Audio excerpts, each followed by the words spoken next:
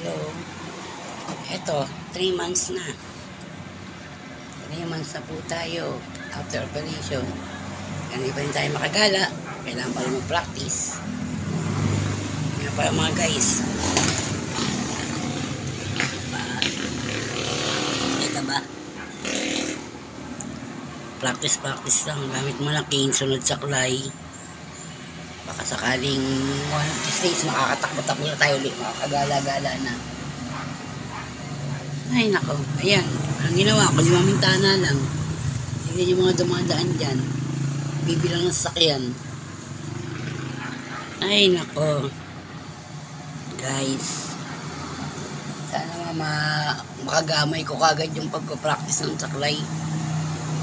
Para makagala na. Palabas-labas. Nakakainip na dito sa bahay. January, February, March, April. 4 months na pala ako dito. 4 months na akong hindi nakakagala, nakakalabas. Ayan, patambay-tambay lang. Practice tumayo. Practice lang. Baka akong palakas ng tuhod. Kailangan magpalakas ng tuhod. Kailangan makakasakin. Kung hindi ka umawa, hindi ka makalakay. Kailangan mo na palakasin mo na yung pae. Kasi kung yung diretso saklay kasama nakaalalay.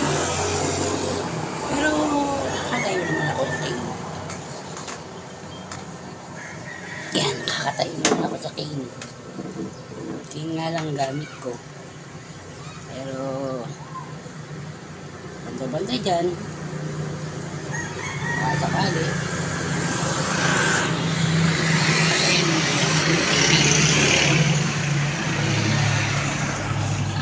Gamit ko lang muna yung cane para makatayo-tayo.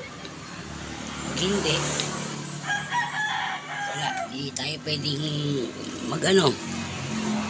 At mahirap, baka ma-disgrasya tayo sa pagaling ng sugat magdugo na naman. Nakaraan, nabunggo lang, nagdugo. Yun. Ay, naku. 14 days pa, kakalakad na. Gamit saklay. Ito, ibilang ng sasakyan. Kanina, may dumang mga kandidato. Miss ko na rin mga kampanya, kaso wala naman tayong choice.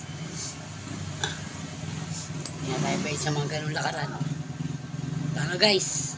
Wala akong maisip na iba-vlog Baka ako makalabas Siguro practice muna. Wala, ganyan lang. Dito lang. Ano lang sa cane. Tungkod muna. Bye bye guys!